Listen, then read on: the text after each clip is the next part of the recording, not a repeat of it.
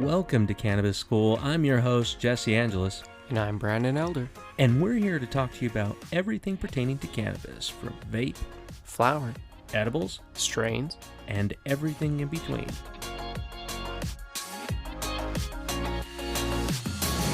Welcome back, everybody. Thanks for joining us this week.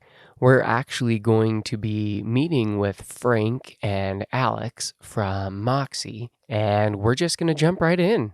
I've heard good things about Logic. Yeah. I just haven't used it. Pretty much at Full Sail, like everyone just went to school there to learn how to make dubstep. That was pretty much. What? Everyone there. If there was 100 people in class, there was 100 people wearing like Beats by Dre, making dubstep beats in that class. And that's funny because 10 years before that, it was all rap. Yeah. Everybody wanted to be a rap guy. It was like, 2003. Yeah. Including myself. Yeah. Right. So do you still have some of your beats then? Yeah, I just make music now, like produce. Fire. Yeah, well, thanks. Nice. But I used to rap. I did it for 15 years. Oh, shit. Trying to actually seriously make it, and I just wasn't making money. I wasn't happy. Started working for Moxie, and I made a decision to focus on that, right? Instead of performing on stage every night making $50. So let's go into that. So So- Moxie kind of like steered me in a different direction. So what was one of those opportunities where you just kind of presented yourself and you're like, hey, they're hiring and I'm going to get into there, or you had interest? No, so I knew the people that were running Moxie, but they lived in another state, and I was in Vegas. Okay. So just kind of like by divine intervention, I met somebody that worked at the Moxie Vegas location. He offered me a job on the spot. So I was like, yeah, started packaging, labeling, $12 an hour, learned from the ground up, moved to extraction, distillation, marketing, and then sales. It's Dang. quite the journey. Yeah. Yeah. Started all as a rapper, and now you're like... That's pretty cool. Now I'm selling weed. Started It's from the full bottom, circle. now we're here. I was selling weed in college. Now I'm just doing it legally. It's funny when because I was also a rapper at Full Sail. Wait. Unfortunately. I have what were your rapper names? Oh man. Go. I mean, you can still find me at Anglo Sax. Anglo Sax? Anglo Sax. Sax. Yeah, Shit. it's a play on words. Oh, you're going to pull it up right now. All right. Well, no, you're not gonna do all that, but yeah, I mean, it is what it is. No. I mean, I'm just going to put it over there in my playlist. I mean, I'm not going to play it right now. We'll probably have to put a sample in there in the show notes. Oh, yeah, we'll throw down some For things. sure. I mean, only if he's down with it. If it brings into that. We'll see. Yeah. I'll text you over, the website. Yeah. There we go. Yeah. Throw that in there. And I was in a group. I'm gonna refrain from saying the name of this group. That good, huh? I'm not afraid of the music. It's just I was in it. It's like when you have like a friendship, and it's like then that friendship separates. So it's like that group was like me and a friend, who I'm no longer associated with by choice. Yeah. And so it's like, yeah, don't look up that. If you want to look up some music I did, check out Recon. Because when I was even younger, before college, I was in a hardcore band, a straight edge hardcore band, and we toured all around the U.S., all around Europe, Canada. So that was fun. For real, that's awesome. So I went from Hardcore being rap. lead singer of a straight edge band every night, just preaching the good word of don't do drugs, don't smoke, don't, all this stuff. And then a few cannabis cups later, is known for something else, This guy was a legit signed artist. Like, he was there. Holy cow. I saw you had like your first tour that you did around the U.S. When? Back in, was it before 2014? Yeah, for sure. Yeah. Because in 2014, I would have been in California. And so when I was in Recon, that was 2008, maybe. And that's, I was 20 years old in a van, touring around the country, just screaming at people for 30 minutes a night. Does that feel like a whole nother lifetime ago? Absolutely. So I'm totally curious. So you straight edge. I'm very familiar straight edge, Yeah. right? I mean, pretty intense people. Yeah. But what was that what brought you over to the world of cannabis? Well, so breaking edge, right? Big deal.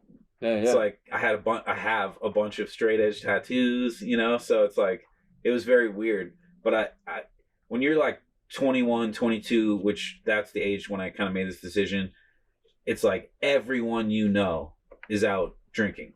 Like that's what people are doing. So it's being straight edge socially is like a terrible decision because you essentially are going, I want no friends. I'd like to have none. Yeah. And the ones that I'd like to have are crazy, Or I'll be the DD. Yeah. Which terrible, right? Like you're always that guy, and it's like no. And so, I was almost 22, and I was like, this just isn't seeming like a good decision for social life and all this stuff.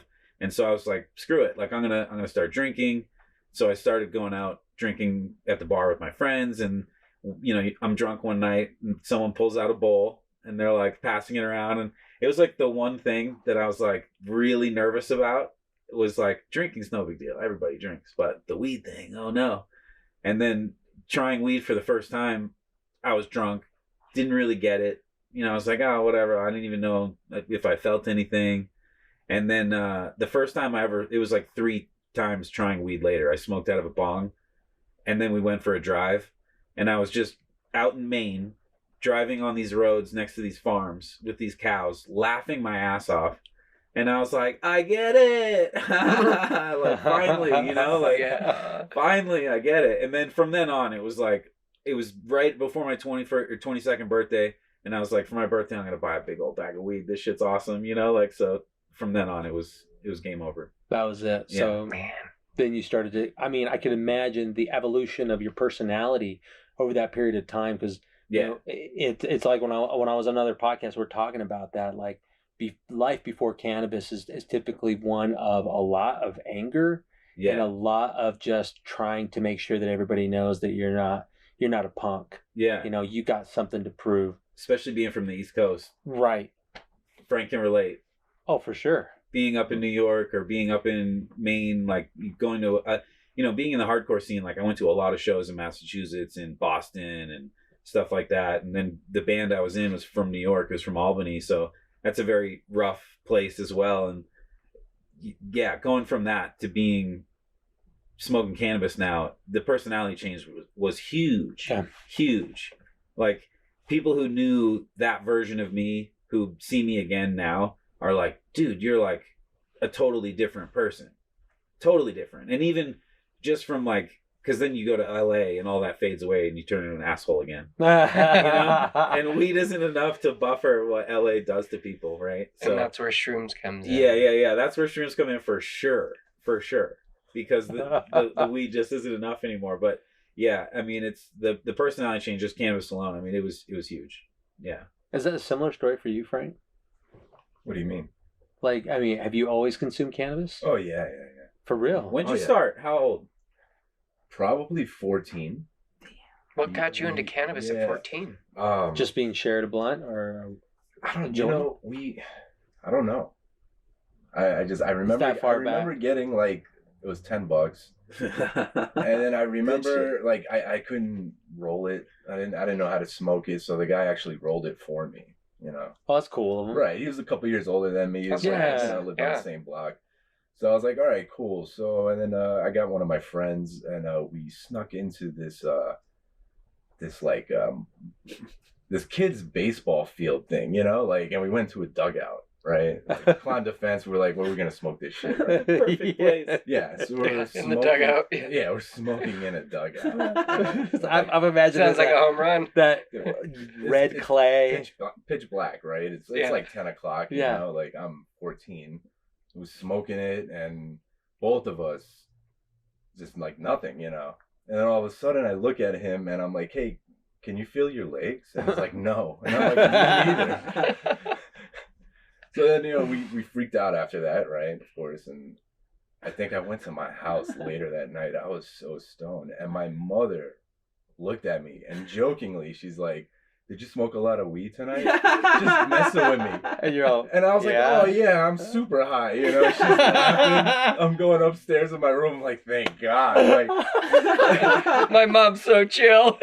she, you know, I tell her that to this day. I was like, you remember that day? She's like, no. And I'm like, So of course she funny, doesn't man. remember. She was probably high too. I know, right? Right. Like, It's funny for you though. That is a moment you're never gonna forget in your life.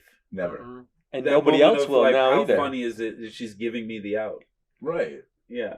But she Just joking around. just joking around. right? That's hilarious. Right? What are the odds? That's awesome. So from then on, you It's just a green light. just consuming because it just Yeah. what did it add to you? Well, I mean, at first it's like escape, but what else? yeah, it was just experimenting, right? Yeah. Like, and then you got to understand, I went to high school in South Carolina. The weed options in like 99, it was like Pretty minimal. brick weeds, seeds and sticks, and not, you know. no I good got stuff. some of that once. Yeah. Back in the day. Probably yeah, gave you a some big really- headache. Oh, it did. Mm. It's horrible. It wasn't until Florida, when I went to college, where I started seeing like Different types of strains. and like things you know like that. kind bud or crippy. Yeah. You know, they used to call it that, right? Hi, what else? Beasters, bro. The Beasters, yeah. Beasters, bro. Beasters. In the Northeast, dude, if you had the good weed, it was Beasters, bro. Every That's time. so funny. Ah. Yeah, we've all come like sommeliers in one way or another, going, Yeah. what's that? Yeah. I'm picking up notes of is that cherries? I mean, it's so funny now because We're so spoiled. we really are. I mean, Yeah. I love this world. COVID was tough though, because going to a dispensary, you go to all these ones before where you could smell it and Yeah, see it, no. Yes. and then COVID hit, and you're like 6 feet behind the counter, And they're you're like, we'll waft it at you. "We'll tell you what it smells like." Yeah. Be cool Yeah. if they had like a little fan, like those ones you have Oh, at the yeah. beach. That would have been a better idea. I Like literally would scratch go and to sniff shops stickers. in Denver, and they would hold the jar open, and then with like a piece of paper that was laminated, they would like waft towards you.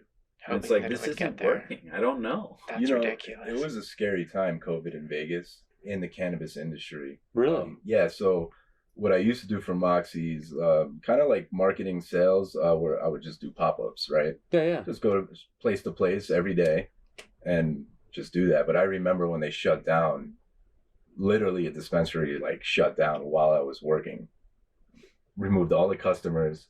Wow. It was like a major freak out moment. There was lines of people at every dispensary trying to get weed. Wow. Nobody knew. Yeah, it was.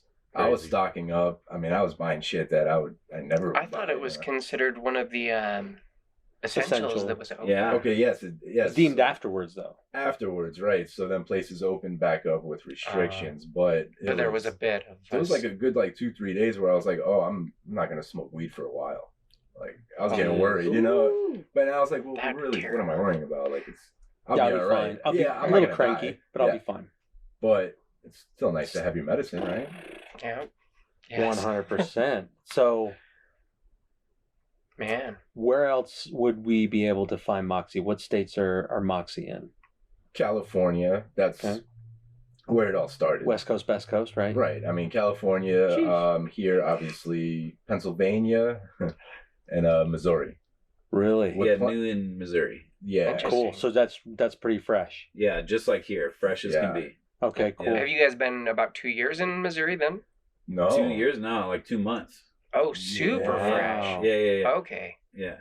Brand new. Man, that's So- exciting. Knowing where we're at and the different contrasts, what's been the let's start with the positive. What's been the positive of being in Utah with a cannabis company?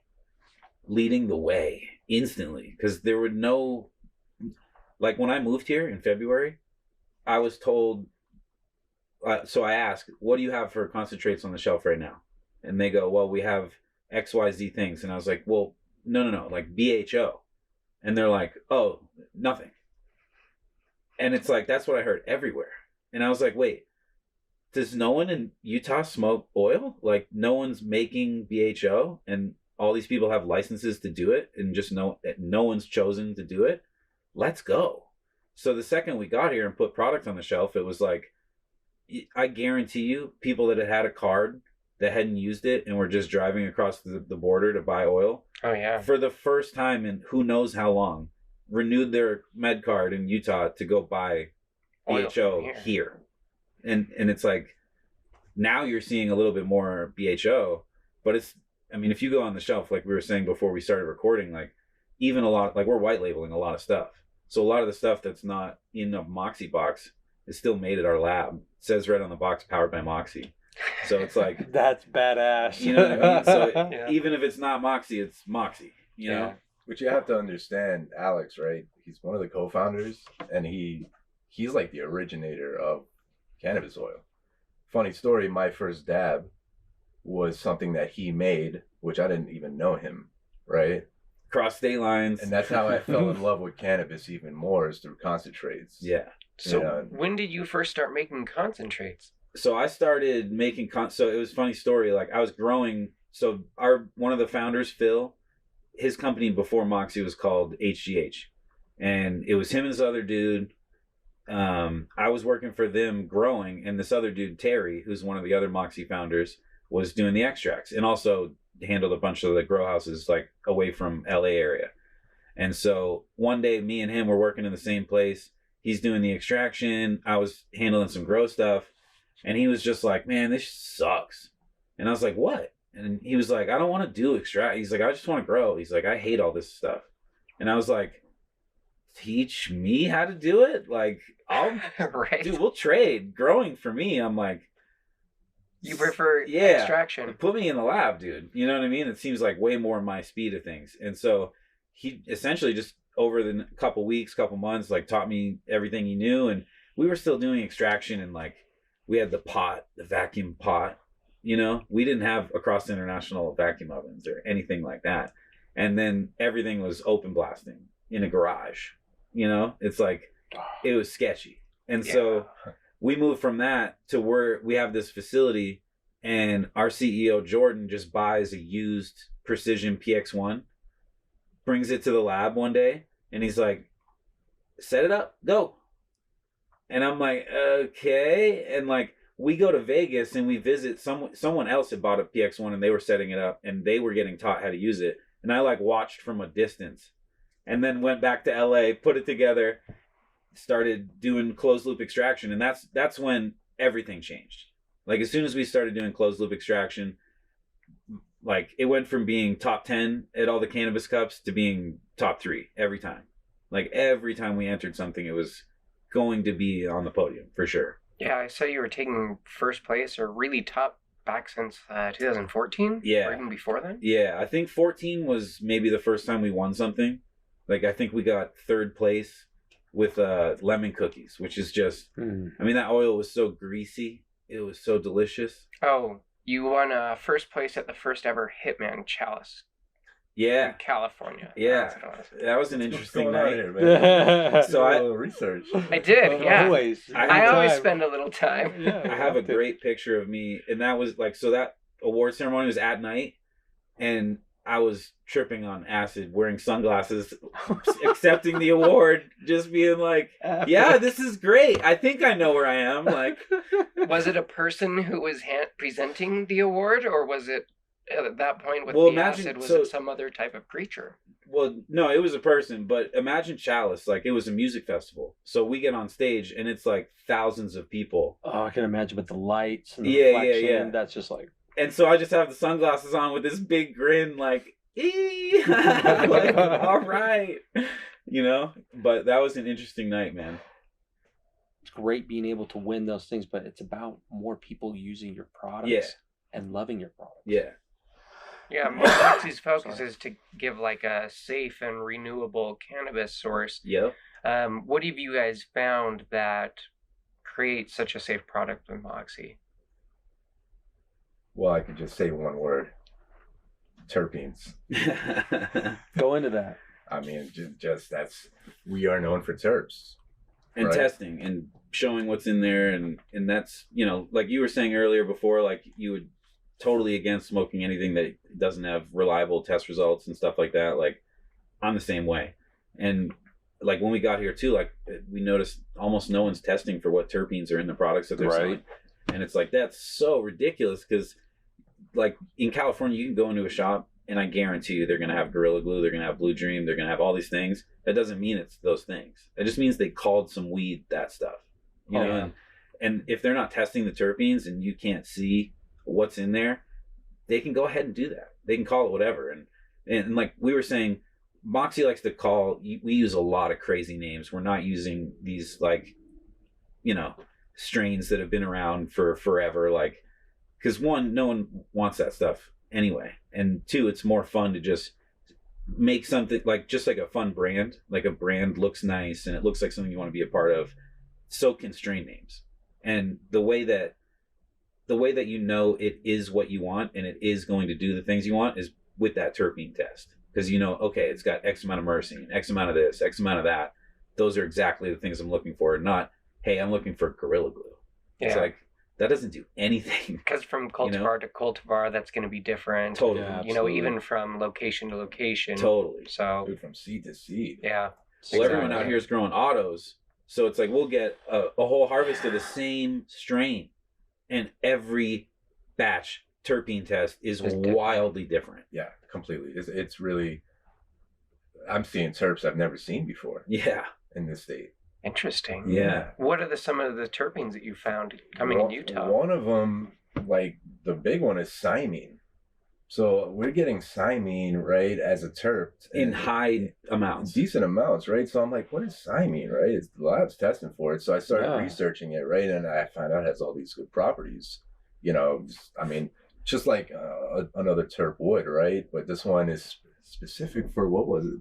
Something about cancer. Yeah, right? It was like brain cancer specific, like anti-brain tumor type of terp. It was very weird. It had all these really weird. I'm sure he's looking it up right now. I am. Yeah. I mean, I smoked quite a lot in the last hour, so I can't remember every detail. No, right? I totally get it.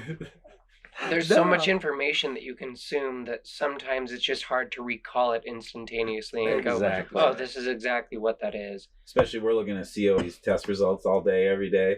Oh, yeah. But that really does separate. I mean, Brandon and I have had our fair share of legal and black market carts. Sure. And the funny thing is that, some of the black market carts we've had have been so consistent. Yeah. Flavor, terps. Well, they're made by people who smoke cannabis. Right. But then you'll get another one where they all taste the same. And you're like, yeah. These just plant-derived terps from whatever. Yep. Not necessarily directly from that plant. And that, for me, it's just like sure, you're going to get maybe a little lightheaded. Maybe you're going to feel a little energized. But the consistency, just like you're saying, like having your own names is just saying, look, we can't necessarily call it whatever. Yep. Right? Because it doesn't have the same properties. Like one of my favorite strains, Pineapple Express. Mm-hmm. And I will have it somewhere and I'll feel like amazing sativa. And the next time it's more hybrid indica leaning dominant. And I'm like, whoa, this is totally different. Because that's a super popular name for people to just throw on whatever. Mm-hmm. You know what I mean? Oh, wow. Blue Dream, biggest culprit on that, right? This guy loves Blue Dream. Oh, I do too. Dude. Favorite strain I think I've posted 2 memes in my life. Both of them were shitting on Blue Dream. I hate Blue Dream. Really? Blue Dream and Green Crack. If those strains for some reason just disappeared from existence, we'd be in just a way better world. Dude. That's some strong words. Why? They're just terrible. Like, you could be like, what's the lowest recorded IQ ever? Because you could be one of the Jenners, isn't it? You could be that guy. Yeah. I think maybe, probably. You could be that guy. You could have the lowest recorded IQ in human history and grow 3 pounds of light. Green Crack and Blue Dream. Is 0 over 200, but nobody in recorded history has found that. So then give me the answer of what's actually been found. I bet it's probably a 6. Some dudes any walking result around there below with a 75%. It just has a picture of Caitlyn Jenner. I think my cat. It just goes. I'm telling you, he's walking around with his mouth open, smoking Blue Dream, just going, yeah, this is awesome. That's hilarious. This is pretty terrible. I don't know why they... But I'm telling you, it's just those things. It's like really like basic beginner stuff where if like I gave that number 6 some form cookies and said, grow this, he couldn't possibly. He'd be getting like a quarter pound of light, you know?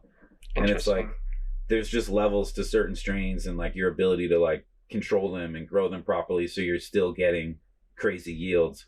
Whereas like you could not try and get 3 pounds of light off those strains. So people get this crazy idea that they're a great grower or something. So it's one of the like highest yielding ones out there. Yeah. And that's why people grow it too, because then it's okay, I know I'm going to get my money's worth out of this grow, where they look at form cookies and go, even if I do a perfect job, maybe I get 1.5 pounds per light.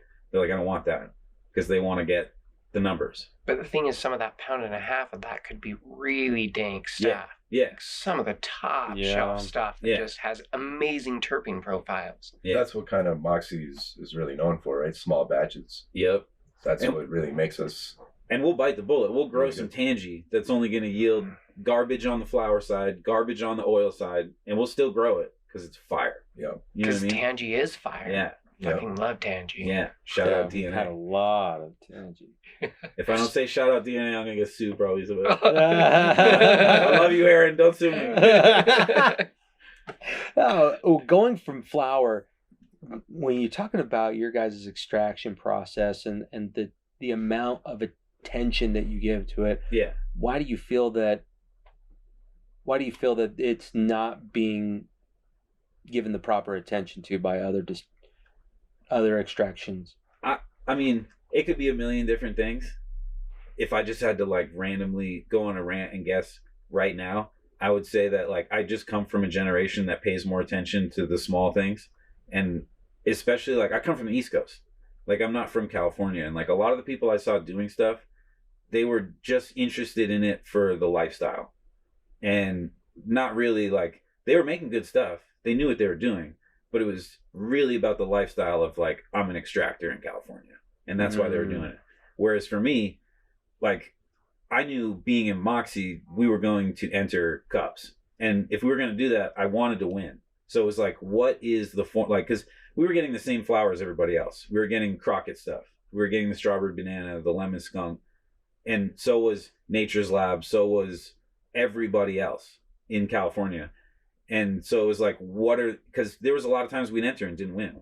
And so it was just figuring out like, okay, what are the variables? What are the tiny little adjustments I have to make to be better than them with the same shit? And then once I figured that out, like how to make all these small, tiny little adjustments. And it was everything from like watching like cooking shows and like seeing how they control the temperature of like how like an egg yolk is cooking. And I'd like, okay, I can use that. Like I can take that and I can bring it to the lab and I can make this batter better. You know what I mean? And so it's just like, it's doing stuff like that over and over and over again. And then you go from like top 10, top 5. And then it's like, okay, I'm finally like going home with medals and cups, you know? That's awesome. Yeah. But it's that care and that like fine tuning and, you know. And then it's that pursuit for that dumb little cup that translates into like, okay, now all our patients have the most fire stuff because I went on this wild pursuit to make sure I won this friggin' gold cup. So what's your next wild pursuit for Moxie? I mean, being here in Utah, for me, it's perfect. So I want to make sure that we are name brand. Like when people, like, you know how like people say Q-tips, but that's a brand. That's not what that thing is. Right. That's what I want people to refer to oil as. I want, you know, the Moxie stuff, and they don't even mean the brand. They just mean just hash. The oil. Yep. Yeah, like concentrated. That's the goal. Yeah, that's fucking cool. It's like Google. It's a term. Yeah. I'm gonna Google that. Xerox. Oh, it's Moxie. Yeah. All right. That's what it's gonna like. I literally want people to walk into a shop and be like, "I want one of these Moxies," and they're just talking about oil. You know, it's funny. That used to happen in Vegas all of the time. When like it would be a general thing, you know, like you say Kleenex. Yeah.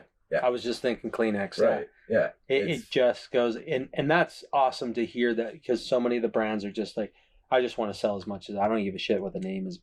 I don't care what the brand is. That doesn't matter. And it so does matter to the consumer. 100%. You know, I mean, like one of the cool things, and for all those listening, I mean, we were fortunate enough to be able to partake of these amazing carts. Cool design, by the way. That's fresh.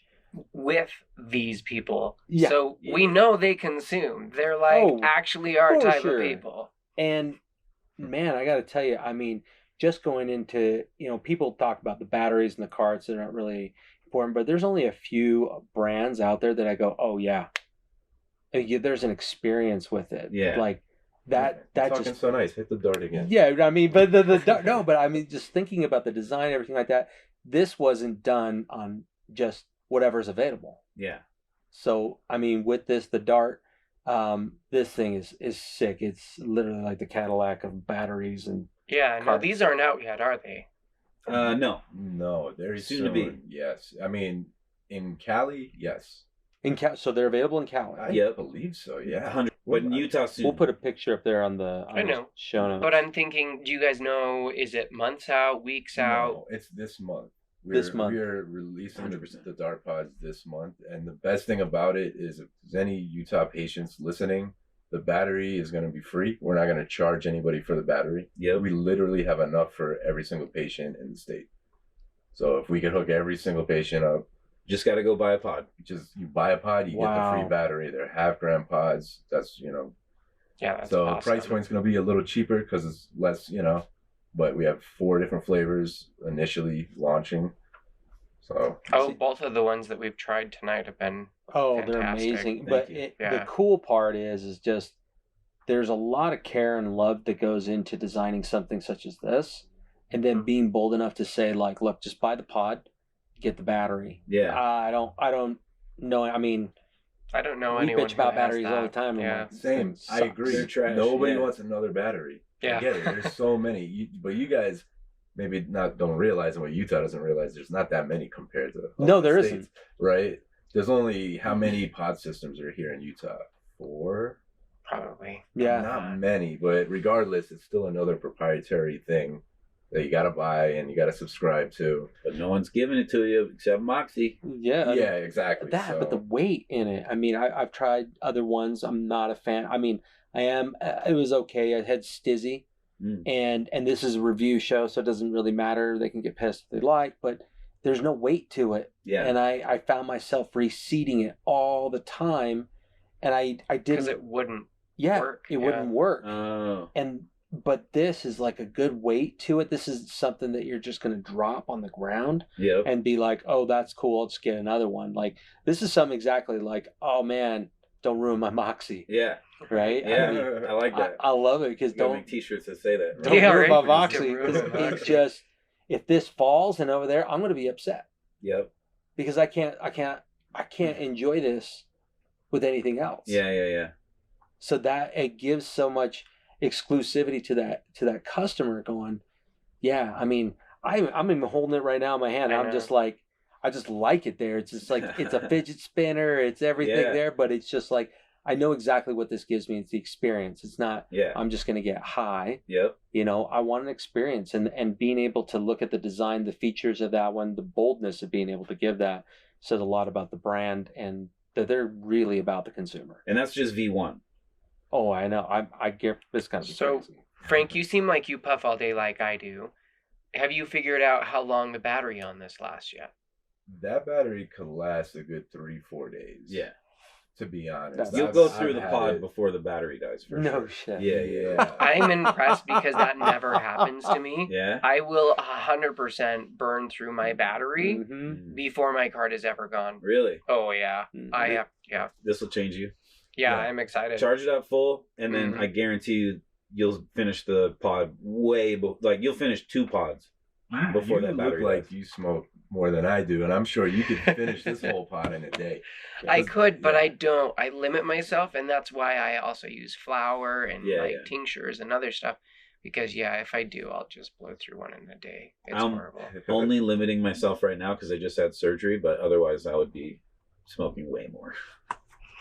I'm absolutely impressed, and just for those that are listening, and I mean we have big areas out there. Our Cali people, we love you. Keep talking about this. Get out there. Get these new darts. If you guys got the darts, man, you guys are lucky. For those Utah people that listen to us, this is fun. Are you guys launching these in Pennsylvania and Missouri as well? I mean, other states besides Missouri has gotten these darts. Oh, cool. Right, No. long before us. Yeah. Here in Utah for We're a sure. little slow. Well, we just launched 2 months ago. No, I meant Utahns. Oh, Yeah. well, I mean, We're slow on the pickup, but I mean It's mountain time. yeah, it Exactly. is, right? It's just like you got to account for jet lag. Yeah, man. Well, what? But yeah, this has been amazing. One of the things that, guys, I mean, we got to know each other a little bit personally before we got into this, and I just appreciate the hell. You guys really, really, really care about the product because you are the product. And too many cannabis companies that we've seen come and go, they're all about that, just chasing the coin. But man, it says something to us as consumers. We have a real good connection with the products we have, just like we were talking about Kleenex, Yep. It becomes that, and this has got that amazing feel. Hell yeah. Well, thank you, man. Yeah. Sweet. With Moxie, obviously you like creating, doing your own strains, everything like that. Do you have a favorite concoction? Yeah, so back in the day, when I lived on Jordan's couch, he's our CEO. This all started as like a seed company that we had in one of the extra bedrooms in our house in North Hollywood. And so in that seed room that we had, it was like a 4-lighter. I made a strain. It was our Viper City OG mixed with Tangy, and amazing strain. I called it Golden Cobra, and that's to this day one of my all-time favorites. We have it growing up in wherever in the mountains right now, and harvesting soon. And so that'll be one of the ones that the Utah people will be able to enjoy. Oh man, that sounds amazing. Yeah, I'm Amazing. excited for that. Yeah. You've had it, Frank. Oh yeah, I've Yeah. had all the old stuff that Moxie made from the beginning. Yeah. Like literally the beginning was the first stuff I'd ever dabbed. So yes, I am very excited for all the new. Yeah, we have a lot of our genetics growing right now that will be coming down soon. So it won't just be all the Utah typical stuff that you see. Yeah. We're gonna have new flavors. That's exciting. Yeah, new terps. So were your first dabs on like 2 hot knives, or were they with like an actual rig? It was this very small rig. I had no idea what I was doing. Did you know about the temperature? No. Nor So did I you even, coughed your lungs out I mean, really hard. Yeah. Oh yeah. Yeah. It was way too hot. I was not doing it correctly. And then like not I only did that, for like so my long. I would have put it on my coffee table, right?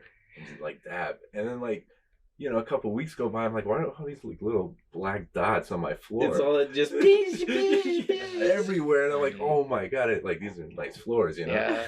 Luckily there was no damage. I was able to get it all off, but that's how high that shit made me. I was just not paying attention to my surroundings. Wow. So when you guys started dabbing, was it glowies on a titanium nail, or what were you doing? No, my first was on a rig from him, because I was always like, that shit looked like a crack pipe to me all the time. That's the biggest problem. Right? Yeah. I don't like that. I didn't like that feel, but using what was like one of the first ones, you just had your like little rig. The Puffco? Yeah, the Puffco. Yeah, I had the Puffco Peak Pro. Oh man, that's like just the a little bit perfect ago. first dab experience. Yeah. That's every day. Actually, I prefer this one. This is the Dr. Dabber Switch, and it has a bigger water chamber. It's self-cleaning. It also is so much easier to clean than the Puffco, because the one problem with the Puffco is the air chamber that goes between it gets clogged really easy. Yeah, and then it starts failing, just like our friends. Like after a little bit, he's just like, "This sucks." Damn, that sucks. I didn't know that. I don't own one. Yeah, I was fortunate enough. I mean, he probably had it on 2 hot knives his first time. No, my first one was I'm trying to think. I think it was actually just off a dab rig, but with like a blowtorch. And, you know, obviously it was way too hot. Sure. It wasn't until. You want to make sure you finish the whole thing. Gotta be hot. Right. Exactly.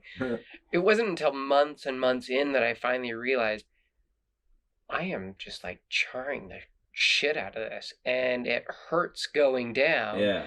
So finally, I started. I got to the point that I found the perfect timer, and I would set Alexa to set a timer for it to cool down. And I'd go, "Hey Alexa, set a 90-second timer," and I'd wait 90 seconds for it to cool, and then I'd put my dab in, put my top on, and I'd. But is this a banger, or are we talking? Oh, it wasn't titanium? a banger. Back in the day. It was. Yeah. Oh, damn. Okay. Because I remember like just titanium nails. Mm-hmm. And then they came out, that company, whoever, I forget what the Highly Educated. They were making all the titanium stuff. And then they came out with a carb cap. And it was like, we were all like, what the fuck is that for? And then you realize like, oh, it's creating a vacuum in there so you can vaporize shit at a lower temperature. And it's like, then it was like, oh, I can taste dabs. Like, this is great. Dabbing's even better than I thought it was. It's like crazy. And that thing has 26 different temperature ranges, I think. That's crazy. That you can do, and you can do a flower or a concentrate section. And so you can do really low terps and that. It's nice. Yeah, it's get so much more flavor from it. it. Yeah. Changes the game. Yeah, these things, man, they're the best. Oh, people are lucky if they start smoking dabs now. Cans of gas anymore. Yeah, right. The torches I went through. I got a can of so gas many. and a torch I in my still car. have one. I legit still have a torch. I do for sure. Yeah. On the road dabs, dude? Oh. No, I just had I don't have one of these things, so I gotta go old school. Oh, he's old school. Really? I got a little teeny little rig. I put it in a shoe.